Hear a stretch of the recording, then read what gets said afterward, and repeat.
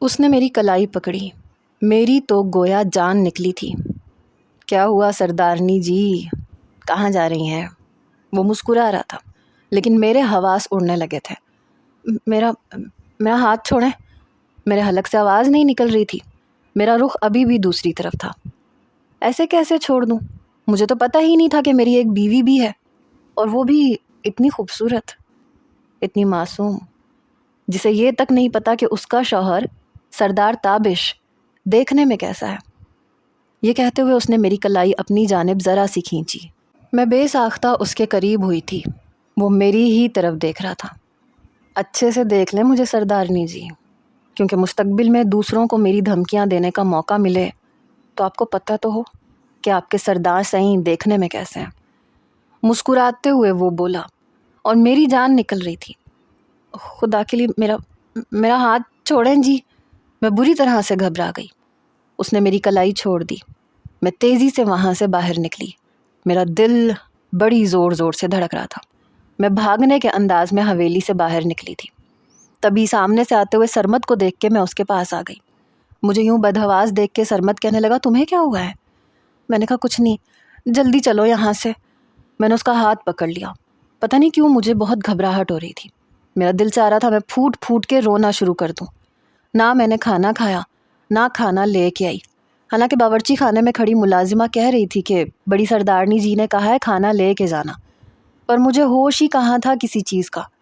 گھر آئی تو تائی اماں کہنے لگیں، علیزے پتر کھانا نہیں لائی، بی بی صاحبہ نے تو کہا تھا کہ کھانا ساتھ دیں گی۔ میں نے کہا پتہ نہیں تائی اماں، مجھے نا سر میں بہت درد ہے۔ پتہ نہیں کیوں میں اپنی تائی کے گلے لگ کے پھوٹ پھوٹ کے رونے لگی۔ وہ تو پریشان ہو گئی، علیزے کیا ہوا میری بیٹی کو؟ میرا سر سہلانے لگی۔ سرمد بھی قریب آ گیا۔ علیزے کیا ہوا ہے تمہیں؟ رو کیوں رہی ہو؟ میرے سر میں بہت درد ہے، بہت زیادہ۔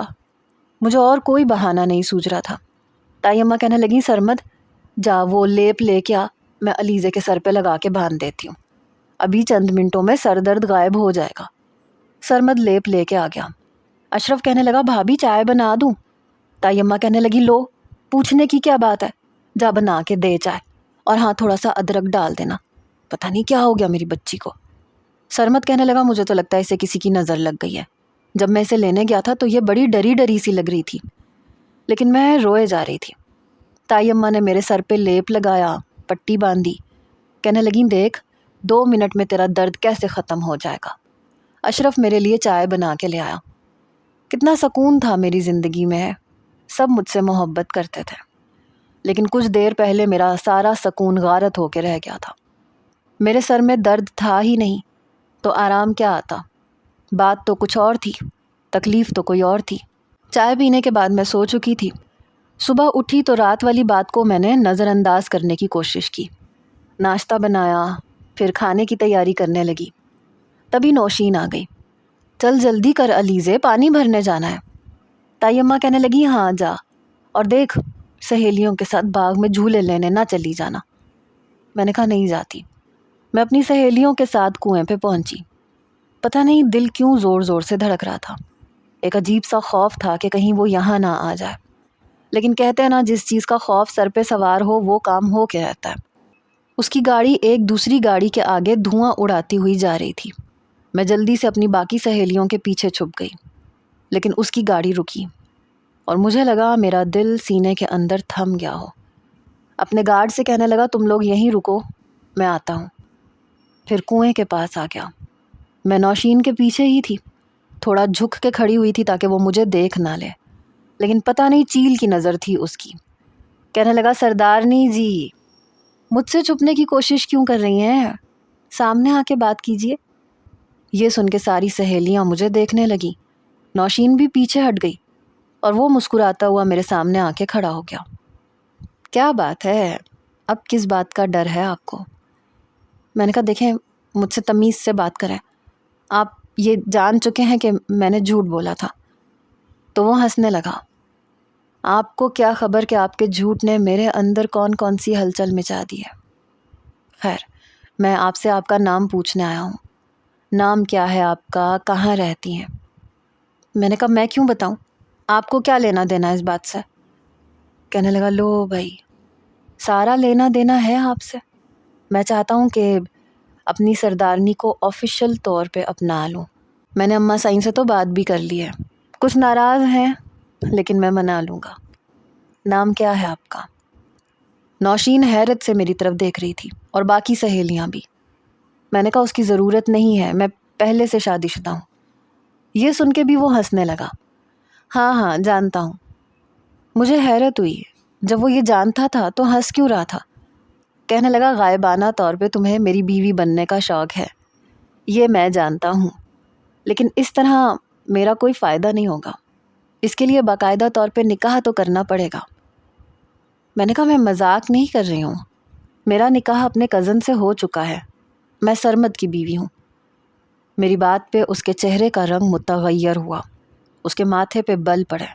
میں نے جلدی سے پانی کا ایک گھڑا سر پہ رکھا، دوسرا اپنی کمر کی طرف ٹہوکا دیا. ہٹیے یہاں سے اور آئندہ میرے راستے میں مت آئیے گا. مجھے لگا کہ وہ ہٹ جائے گا، لیکن میری توقع کے خلاف وہ میرے سامنے آ کے کھڑا ہو گیا. بڑے گرجدار لہجے میں کہنے لگا، کیا کہا تم نے؟ کسی اور کے نکاح میں ہو؟ اس کا گرجدار لہجہ سن کے اس کے گارڈ اپنی بندوقیں تان کے وہاں پہنچ گئے. جی سردار سائیں. نوشین اور میری باقی سہیلیاں خوف کے مارے پیچھے ہٹ گئیں. اندر سے جان تو میری بھی نکل گئی تھی، لیکن اس نے ہاتھ کے اشارے سے انہیں روک دیا. تم لوگ جاؤ، جا کے گاڑی میں بیٹھو. میں جب تک نہ بلاؤں میرے سر پہ سوار ہونے کی ضرورت نہیں ہے. وہ بڑے سخت لہجے میں بولا تھا. اس کے گارڈز واپس چلے گئے. پھر لڑکیوں کو ہاتھ کے اشارے سے جانے کا کہا اور میں گھبرا گئی. نوشین کہاں جا رہی ہے تو؟ میں جانے لگی تو وہ میرے سامنے کھڑا ہو گیا. میرا راستہ چھوڑو. میری آواز یوں نکلی کہ ابھی میں رو دوں گی. میں کوئی افلاطونی قسم کی لڑکی نہیں تھی، عام سی لڑکی تھی جیسے گاؤں کی ہوتی ہیں. کبھی کبھی بھرم مارنا یہ غلط بات ہوتی ہے، لیکن میں اتنی بہادر نہیں تھی. اس نے میری کمر پہ رکھا ہوا گھڑا پکڑا اور زمین پہ بڑی زور سے مار کے توڑ دیا.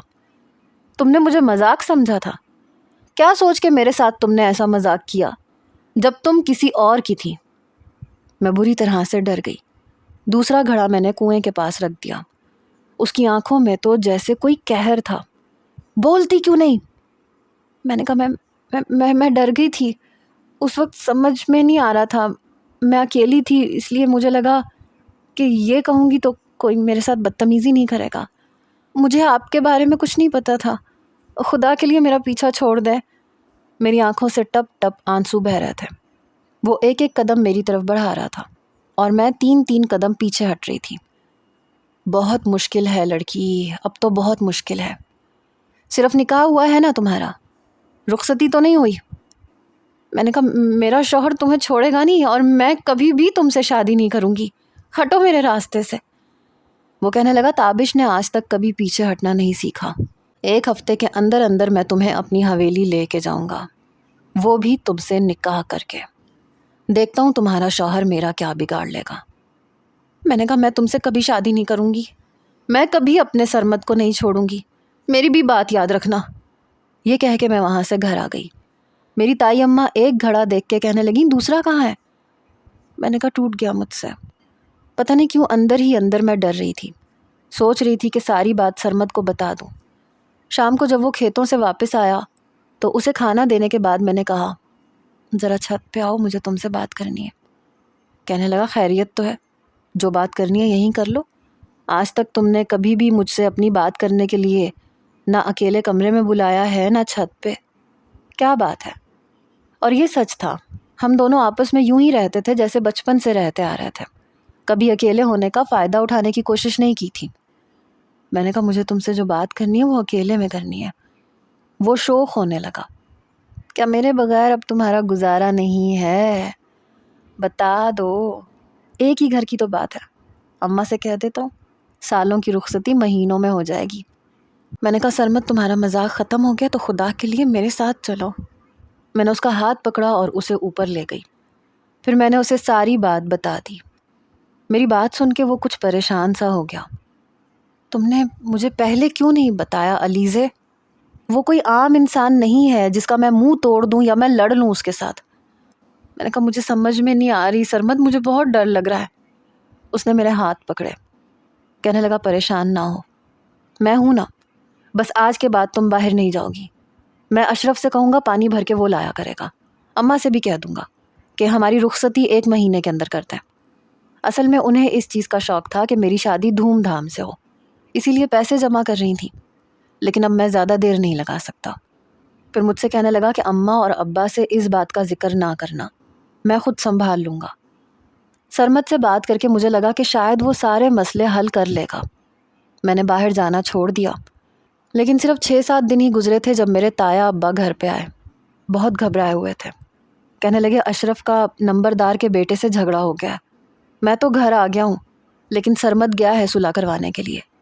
کتنی بار اس لڑکے کو کہا ہے کہ منہ زوری مت کیا کر، پر باز ہی نہیں آتا.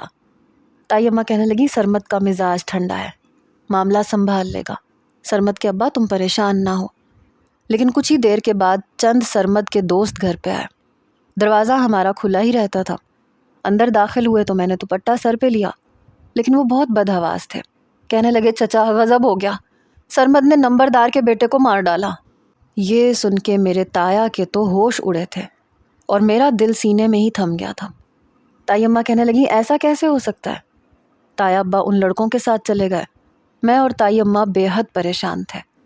1 گھنٹہ گزرا، 2 گھنٹے گزر گئے، لیکن خواتین ہمارے گھر آ کے کہنے لگیں کہ نمبردار کے بیٹے کی تدفین ہو رہی ہے. یہ سن کے تو ہم دونوں کی جان نکلی. ہم تو تب سے نمبردار کے بیٹے کے بچ جانے کی دعائیں کر رہے تھے. پھر سننے میں آیا کہ جرگہ بیٹھ چکا ہے. اب دیکھو کہ کیا فیصلہ ہوتا ہے. میری تائی اماں تو دھاڑے مار مار کے رونے لگی. کہنے لگی میرا بیٹا تو کہیں کا نہیں رہے گا. میں خود پریشان ہو گئی تھی بلکہ رو رہی تھی. 2 گھنٹے بعد تایا ابا مرے قدموں سے اندر آئے اور آ کے چارپائی پہ ڈھہ گئے. تائی اماں کہنے لگی کیا فیصلہ سنایا جرگے نے؟ تایا ابا کہنے لگے پنچایت کہہ رہی ہے کہ خون کا بدلہ خون یا پھر خون بہا میں اپنی لڑکی ہمیں نمبردار کے ساتھ بیانی پڑے گی. تائی اماں کہنے لگی میری تو کوئی بیٹی نہیں ہے. تایا ابا کہنے لگے بس پھر اپنے بیٹے کے لیے بھی موت کی خبر کا انتظار کر. تائی اماں رونے لگی. میں نے کہا نہیں تایا ابا، کوئی تو راستہ ہوگا. تایا ابا کہنے لگے جو راستہ ہے وہ بڑا مشکل ہے، اور وہ راستہ مجھے سرمد نے کہا ہے، لیکن میں جانتا ہوں کہ تو نہیں مانے گی. میں نے کہا سرمد نے کیا کہا ہے؟ تایا ابا کہنے لگے وہ کہتا ہے کہ وہ مرنا نہیں چاہتا، اس لیے علیزے سے پوچھ لیں کہ کیا وہ اس کے خون بہا میں ونی بن کے جائے گی. یہ سن کے میرا ہاتھ سینے تک گیا تھا. تائی اماں کہنے لگی میں نے آج تک کبھی تجھے تیری ماں کا تانا نہیں دیا، ہمیشہ تجھے سینے سے لگا کے رکھا، اپنی بیٹی کی طرح پالا ہے تجھے. تو اگر احسان سمجھ لے تو خدا کے لیے اس احسان کو اتار دے. میرے بیٹے کی زندگی بخشوا دے علیزے. نمبردار کی عمر 70 سال تھی، جس کے خون بہا میں مجھے دینے کے بارے میں میرے تایا اور تائی اماں سوچ رہے تھے. میں بے آسرا تھی. اگر یہ قربانی نہ دیتی تو کہاں جاتی؟ میرا کون سا گھر تھا؟ کوئی بھی تو نہیں. پھر جن لوگوں نے ابھی تک میرا ساتھ دیا تھا، مجھے بے آسرا لاوارث نہیں چھوڑا تھا، آج ان لوگوں کے احسان چکانے کا وقت آیا تھا، تو میں کیسے پیچھے ہٹ جاتی؟ اور پھر میں سرمد کو مرتا ہوا تو میں بھی نہیں دیکھ سکتی تھی. میں نے اپنے آنسو صاف کیے. چلیں تایا ابا میں تیار ہوں. تایا ابا جب مجھے اپنے ساتھ لے کے جرگے میں پہنچے تو وہاں سردار تابش بھی کرسی پہ براجمان تھا. مجھے دیکھ کے ماتھے پہ بل ڈالے اپنا رخ دوسری طرف کر گیا. میرے تایا ابا کہنے لگے سرمد کے خون بہا میں اپنی بھتیجی نمبردار کے نکاح میں دینے کو تیار ہوں. یہ سن کے تابش نے بڑی صورت سے مجھے دیکھا. میرے آنسو بہہ رہے تھے. نمبردار کہنے لگا سرمد طلاق دے اپنی بیوی کو ابھی کے ابھی. اس کے کپڑوں پہ خون لگا ہوا تھا اور وہ رو رہا تھا. پہلے تو میرے سامنے ہاتھ جوڑے، مجھے معاف کر دینا، میں نے محبت کی بہت بڑی قیمت تجھ سے مانگ لی. میں بھی رونے لگی. پھر سرمد نے کہا کہ میں اپنے پورے ہوش و حواس میں تمہیں طلاق دیتا ہوں. 3 بار اس نے یہ جملہ دہرایا اور مجھے لگا کہ مجھے جیتے جی کسی نے موت کی سزا سنا دی. میں سسکیوں سے رو رہی تھی. نمبردار کہنے لگا کہ میں اس لڑکی کو اپنے نکاح میں لے کے نہیں جاؤں گا، یہ بنا نکاح کے ونی بن کے جائے گی. میرے شادی شدہ بیٹے بھی اسے استعمال کریں گے اور میں بھی. یہ سننا تھا کہ تابش نے اپنی مٹھیاں بھینچی۔ بڑے غصے سے اس نے نمبردار کو دیکھا۔ ایسا کچھ نہیں ہوگا، ایک سردار ہونے کے ناطے میں تمہارے بیٹے کے خون بہا کی رقم ادا کر دیتا ہوں، جتنی تم کہو، پر یہ ونی بن کے میرے نکاح میں آئے گی۔ یہ سن کے میں نے کہا نہیں، مجھے نہیں کرنا یہ نکاح۔ تابش کہنے لگا میں سردار ہوں، میں سرپنچ ہوں، میرے فیصلے سے کوئی انکار نہیں کر سکتا۔ نمبردار تم بتاؤ، کیا تمہیں کوئی اعتراض ہے سردار کے فیصلے پہ؟ نمبردار کہنے لگا نہیں، مجھے کوئی اعتراض نہیں ہے، میں 70 لاکھ میں خون بہا میں آئی ہوئی لڑکی کو سردار تابش کو دینے کو تیار ہوں۔ مجھے نہیں پتا تھا کہ جرگے میں میرا سودا طے ہو جائے گا۔ تابش نے اسی وقت جیب سے چیک بک نکالی، چیک کاٹ کے نمبردار کو دیا۔ تم جا سکتے ہو۔ وہ چلا گیا۔ تابش کہنے لگا نکاح خواں کو بلاؤ۔ میں رونے لگی۔ میں یہ نکاح نہیں کروں گی، میں عدت میں ہوں۔ وہ بڑے غصے سے بولا بنا رخصتی کے کوئی عدت نہیں ہوتی، نکاح ابھی ہوگا اور جرگے کے سامنے ہوگا۔ میں نے سرمد کو دیکھا جو شرمندہ شرمندہ آنسو بہا رہا تھا۔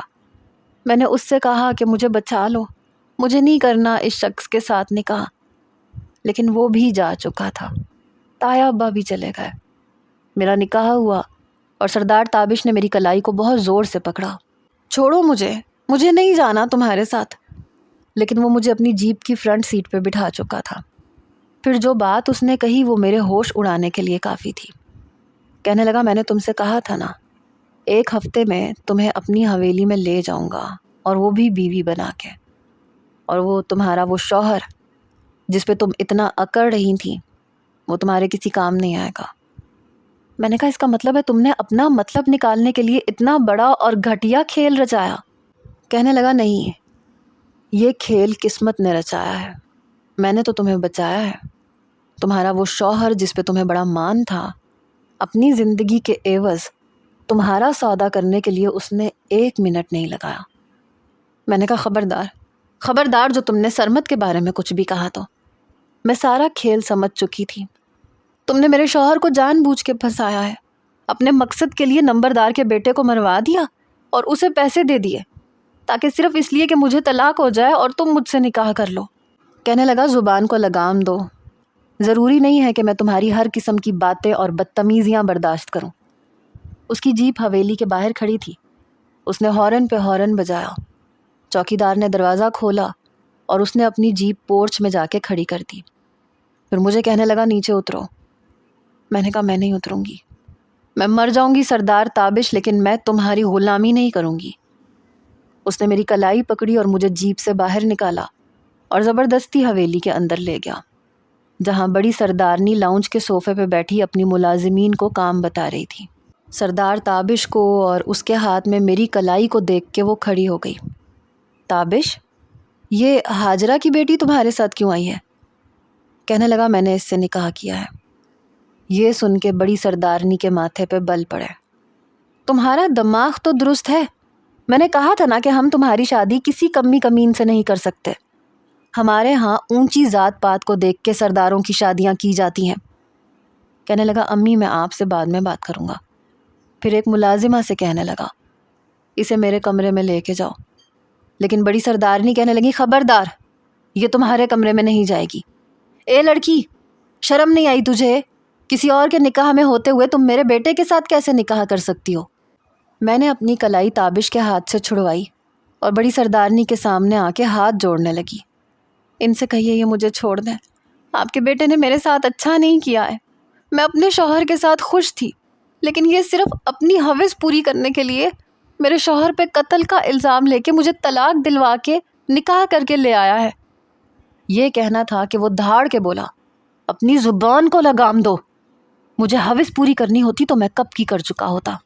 میرے کردار پہ تم نے کوئی بھی گھٹیا الزام لگانے کی کوشش کی تو میں تمہیں جان سے مار ڈالوں گا، وہ دھاڑتے ہوئے بولا تھا۔ بڑی سردارنی نے آگے بڑھ کے ایک زوردار تھپڑ تابش کے منہ پہ مارا۔ شرم نہیں آئی تمہیں؟ ایک شادی شدہ لڑکی کی زندگی تم نے صرف اس لیے برباد کر دی کہ وہ تمہیں پسند تھی؟ میری تربیت میں کہاں کمی رہ گئی تھی تابش؟ وہ اپنی مٹھیاں بھینچے غصہ برداشت کیے ایک طرف کھڑا تھا، اپنی ماں کے سامنے کچھ نہیں بولا۔ انہوں نے تابش کا گریبان پکڑا کچھ پوچھ رہی ہوں تم سے۔ پھر ایک اور تھپڑ اس کے منہ پہ مارا، مگر وہ کچھ نہیں بولا۔ میں ایک ملازمہ کے ساتھ کھڑی ہو کے رونے لگی۔ بڑی سردارنی کو بہت غصہ آیا تھا۔ پھر اس کا گریبان ایک جھٹکے سے چھوڑا۔ یہ لڑکی تمہارے کمرے میں نہیں رہے گی اور تم شادی وہیں کرو گے جہاں میں نے رشتے کا سوچ رکھا ہے۔ سردارنی کی بات سن کے تابش کہنے لگا، امی میں ایک ہی بیوی کو رکھنے کا قائل ہوں اور شادی میں کر چکا ہوں۔ آپ مجھے 2 تھپڑ ماریں یا 10 تھپڑ ماریں، یہ لڑکی میری بیوی بن کے یہاں رہے گی۔ میں نے نفی میں سر ہلایا، نہیں میں نہیں جاؤں گی، مجھے نہیں رہنا یہاں۔ سردارنی جی خدا کے لیے اس سے کہیے یہ مجھے چھوڑ دے، مجھے طلاق دے دے۔ بڑی سردارنی کہنے لگی، طلاق تو دی ہی نہیں جاتی ہماری برادری میں، تم اس کے نام پہ بیٹھی رہو گی۔ ہاں لیکن میں اسے اتنی اجازت نہیں دوں گی کہ تمہیں یہاں بیوی کی حیثیت سے رکھے۔ تابش میں تمہاری شادی اپنی برادری میں ضرور کروں گی، اور یہ لڑکی یہ صرف ایک ملازمہ بن کے اس گھر میں رہے گی۔ پھر مجھ سے کہنے لگی، جاؤ لڑکی کوارٹر میں جا کے رہو۔ لیکن تابش آگے بڑھا اور میری کلائی پکڑ لی۔ امی یہ میری بیوی ہے، یہ ملازمین کے ساتھ نہیں رہے گی۔ بڑی سردارنی کہنے لگی، اس کا مطلب میں یہی سمجھوں کہ تم نے ہوس کی خاطر اس کے ساتھ کھیل رچایا ہے۔ کہنے لگا، آپ کو جو سوچنا ہے آپ سوچ لیں، پر میں یہ جانتا ہوں کہ میرا اس کے ساتھ ایک پاکیزہ رشتہ ہے۔ میں اپنی صفائیاں پیش نہیں کروں گا۔ آپ چاہیں تو ہمارے ولیمے کی حویلی میں چھوٹی سی تقریب رکھ لیں، ورنہ صبح میں اعلان کر دوں گا کہ یہ میری بیوی ہے۔ یہ کہتے ہوئے وہ میری کلائی پکڑ کے مجھے اپنے کمرے میں لے جانے لگا۔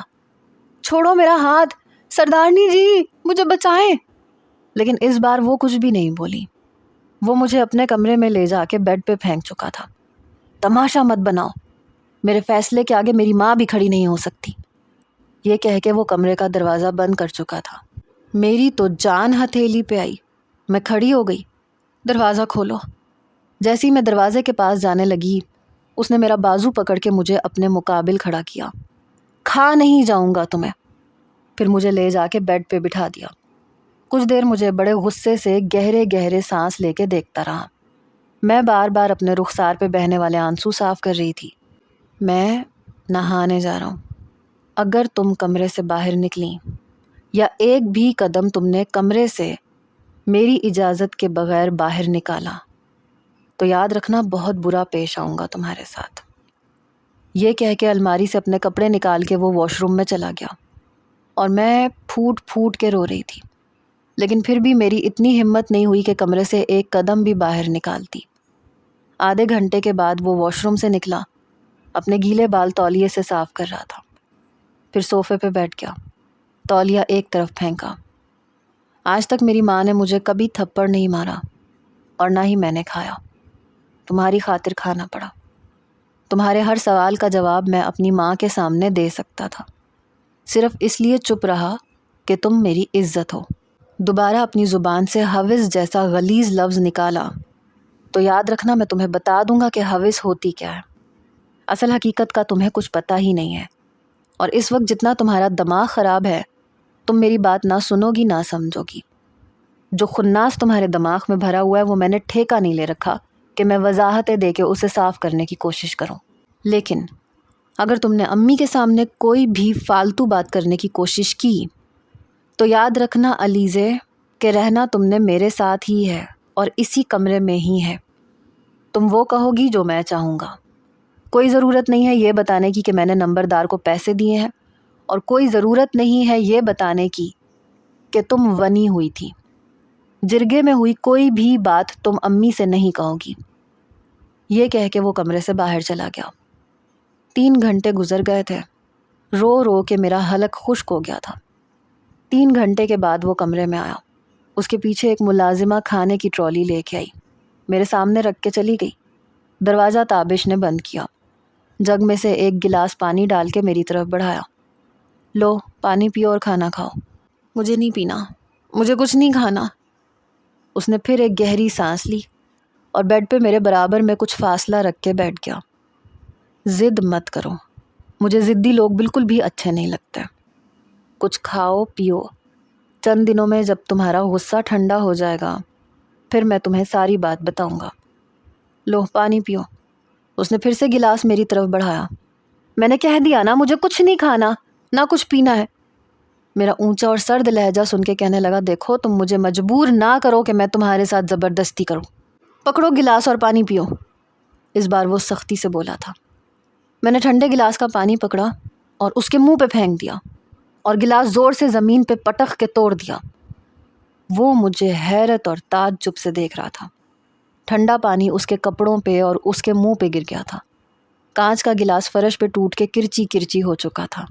اس نے مجھے کچھ نہیں کہا اور اٹھ کے کھڑا ہو گیا۔ سامنے رکھے ٹیشو باکس سے ٹیشو نکال کے اپنا منہ صاف کیا، پھر ملازمہ کو پکارا۔ کہنے لگا یہاں سے کانچ اٹھاؤ۔ وہ کمرے کی صفائی کر کے چلی گئی۔ اس نے پھر کنڈی لگا دی۔ یہ دیکھ کے میں کھڑی ہو گئی۔ کھانے کی ٹرالی میں نے ایک طرف کی اور میں دروازے کے پاس جانے لگی، لیکن وہ دروازے کے سامنے کھڑا تھا۔ میں تمہیں بہت پیار سے کہہ رہا ہوں چپ چاپ کھانا کھاؤ، ورنہ جو کچھ میں تمہارے ساتھ کروں گا تمہیں بالکل اچھا نہیں لگے گا۔ میں نے کہا میں جانتی ہوں کیا کرو گے تم، سمجھتے کیا تم میرے سامنے اچھا بننے کی کوشش کرو گے اور میں تمہیں اچھا سمجھ لوں گی؟ تم نے میرے ساتھ کھیل کھیلا ہے۔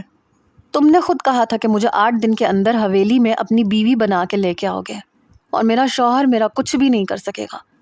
اسی لیے تم نے سرمت کو پھنسایا ہے، اور اب تمہاری دھمکیاں مجھے بتا رہی ہیں کہ تم میرے ساتھ کیا کر سکتے ہو۔ تم نے جو کرنا ہے کر لو، پر میں نہ کچھ کھاؤں گی نہ کچھ پیوں گی۔ کہنے لگا ظاہر سی بات ہے، تم سے نکاح کیا ہے تو تمہیں صبر تھوڑی دکھاؤں گا۔ تمہیں اپنی بیوی بنا کے لائیں تو بیوی بنا کے رکھوں گا۔ تمہیں بھوکا رہنا ہے تو رہ لو، کب تک بھوکی رہو گی؟ جانتی ہو حوث ہوتی کیا ہے؟ میں نے اس کی آنکھوں کی طرف دیکھ کے کہا ہاں، جب عورت کی دلی خواہش کے برخلاف مرد اس کے ساتھ زبردستی کرے، چاہے وہ نکاح کے رشتے میں ہو یا نہ ہو۔ اور میرے دل میں کل بھی سرمت تھا اور آج بھی ہے اور ہمیشہ رہے گا۔ باقی یہ مٹی کا وجود ہے، اسے جو چاہے تم کر لو۔ میری بات سن کے اس کے ماتھے پہ بل پڑے، پھر ایک استہزائیہ مسکراہٹ اس کے چہرے پہ چھائی۔ کہنے لگا تمہاری عقل پہ مجھے افسوس ہے، بہرحال تمہاری مرضی ہے، میں تمہیں زبردستی کچھ نہیں کہوں گا، لیکن میری امی کے سامنے اگر تم نے میرے ساتھ بدتمیزی کی یا حویلی کے ملازمین کے سامنے میرے ساتھ بد لحاظی کی تو یہ میں برداشت نہیں کروں گا۔ پھر وہ کمرے سے باہر چلا گیا۔ جب وہ باہر چلا گیا تو آدھے گھنٹے بعد میں نے پانی پیا، 2-3 گلاس پانی کے پیے، کیونکہ میرا حلق بالکل خشک ہو چکا تھا۔ البتہ میں نے کھانا نہیں کھایا۔ روتے روتے پتہ نہیں کب میں سو گئی۔ اپنا آپ نڈھال سا لگ رہا تھا۔ رات کے اندھیرے میں کسی نے میرا ہاتھ ہلایا، علیزے اٹھو یہ دودھ پی لو۔ اپنے اندر مجھے بہت کمزوری محسوس ہو رہی تھی کیونکہ میں نے پورے دن کچھ نہیں کھایا تھا۔ نیند میں ہی میں اٹھی، دودھ کا گلاس پکڑا اور 2 گھونٹ میں ہی پی لیا، اور میں پھر سے سو گئی۔ صبح جب میری آنکھ کھلی تو تابش بیڈ پہ ہی لیٹا ہوا تھا، لیکن میرے قریب نہیں تھا، بیچ میں اس نے تکیے رکھے ہوئے تھے۔ میں فوراً سے ہی اٹھ کے بیٹھی، آہٹ پہ وہ بھی اپنی آنکھیں کھول چکا تھا۔ میں نے کہا یہاں کیوں لیٹے ہیں؟ کہنے لگا مجھے بیڈ پہ سونے کی عادت ہے، صوفے پہ مجھے نیند نہیں آتی۔ ہاں اگر تم چاہو تو وہاں سو سکتی ہو، لیکن فی الحال تیار ہو جاؤ کیونکہ مجھے سب کو بتانا ہے کہ تم میری بیوی ہو، اس حویلی کی چھوٹی سردارنی ہو تم۔ میں نے کہا مجھے ایسا کچھ نہیں کرنا۔ وہ اٹھ کے بیٹھ گیا۔ دیکھو اس معاملے میں تمہاری ایک بھی نہیں سنوں گا، تمہیں کہا ہے نا حویلی کے باہر تم وہ کرو گی جو میں کہہ رہا ہوں۔ اٹھ کے الماری سے میرے پہننے کے لیے جوڑا اسی نے نکالا تھا، پھر باہر چلا گیا۔ میں نے وہ جوڑا پہن لیا تو ملازمین نے آ کے مجھے زیورات پہنائے، تیار کیا۔ جب میں باہر آئی تو بڑی سردارنی کے ماتھے پہ بل پڑے، لیکن بولی کچھ نہیں۔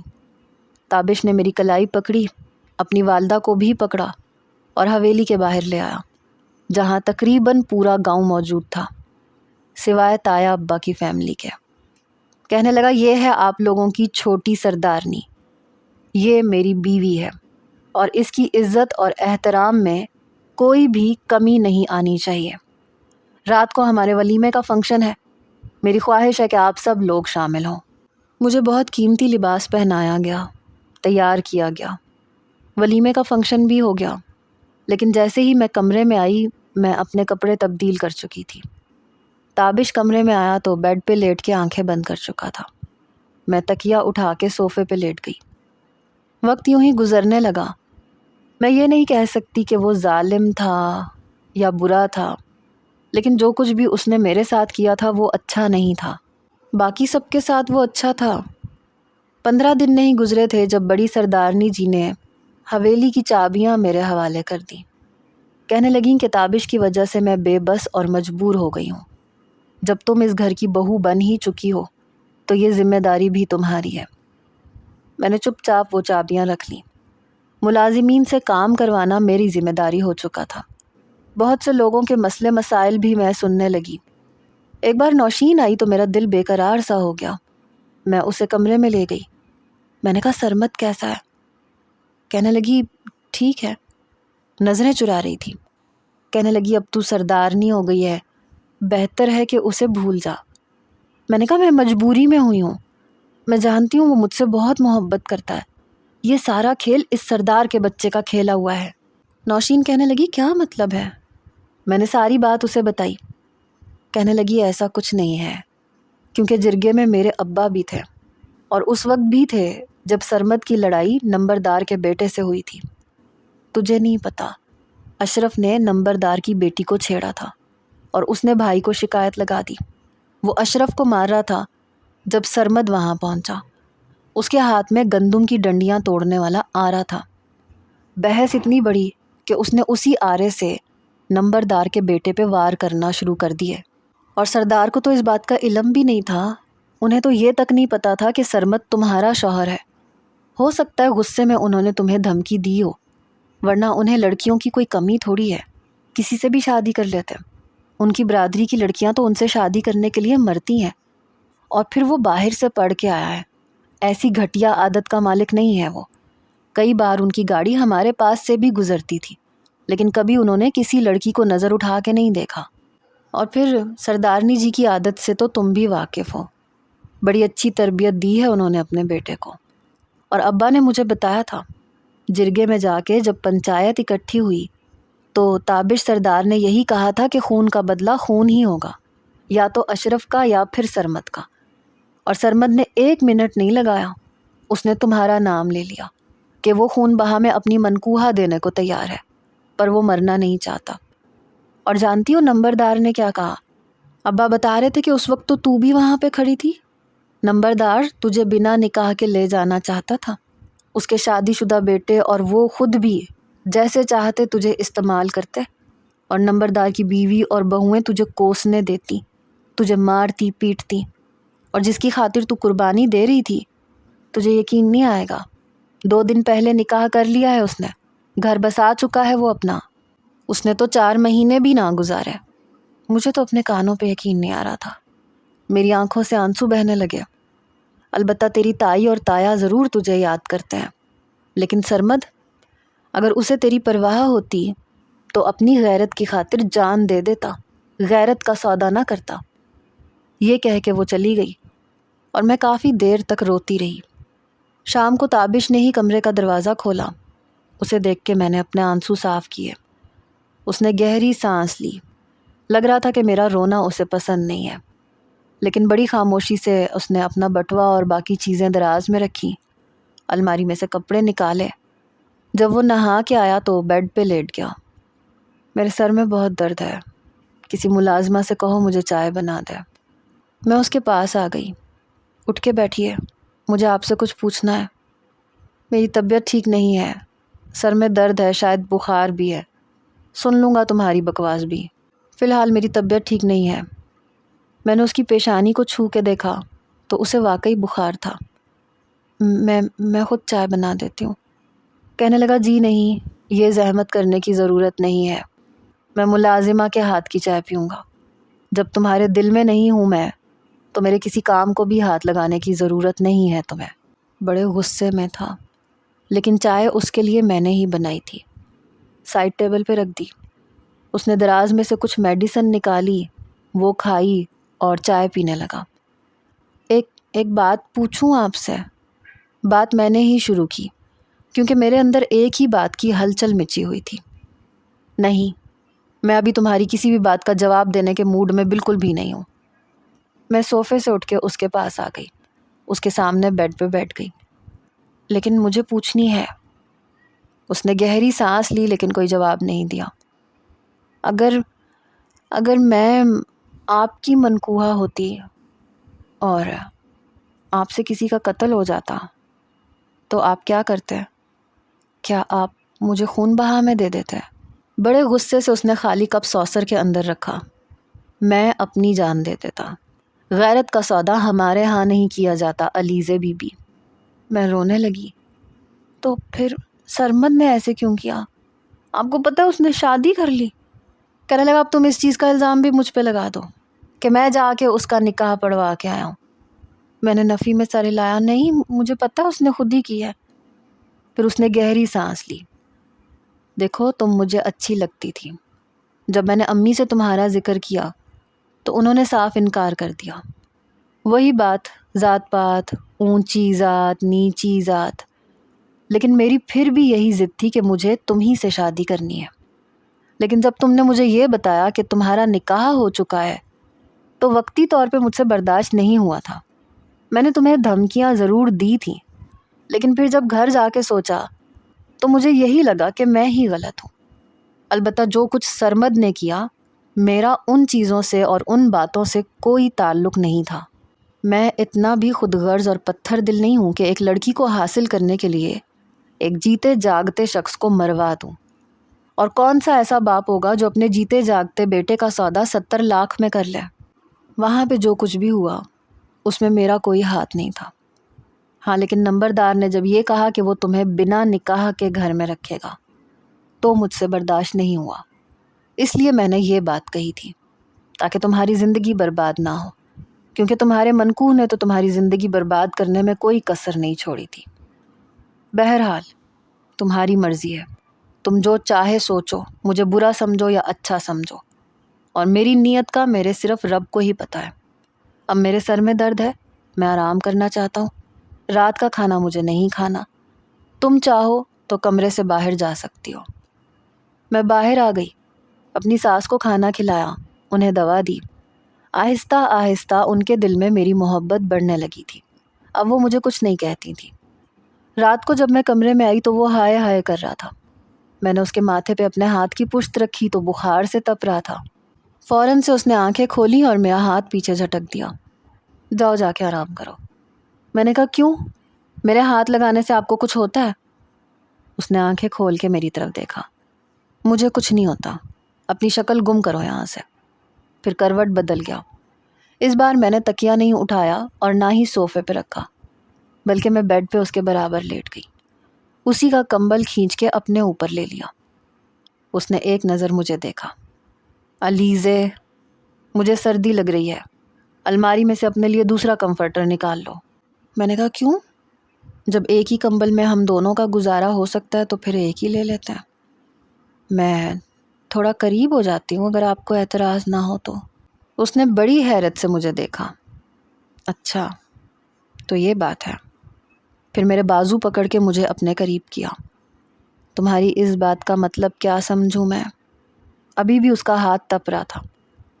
جو آپ کا دل چاہے آپ سمجھ لیں، میں بھی وضاحت نہیں دوں گی۔ آپ کے برابر میں لیٹی ہوں تو اس کا جو بھی مطلب بنتا ہے سمجھ سکتے ہیں آپ۔ میں تھوڑا اور قریب ہو گئی تھی۔ اس کے چہرے پہ ہلکی سی شوخ مسکراہٹ آئی۔ میں اس کا مطلب یہ سمجھ رہا ہوں کہ اب تمہارے دل میں تھوڑی تھوڑی میری جگہ بننے لگ گئی ہے۔ یہ کہتے ہوئے وہ مجھے اپنے اندر سمیٹ چکا تھا۔ ابھی بھی جسم میں بخار کی حدت تھی۔ بہت تڑپایا ہے تم نے اور بہت رلایا بھی ہے، لیکن شکر ہے، دیر آیت درست آیت۔ میں نے کہا بخار ہے آپ کو؟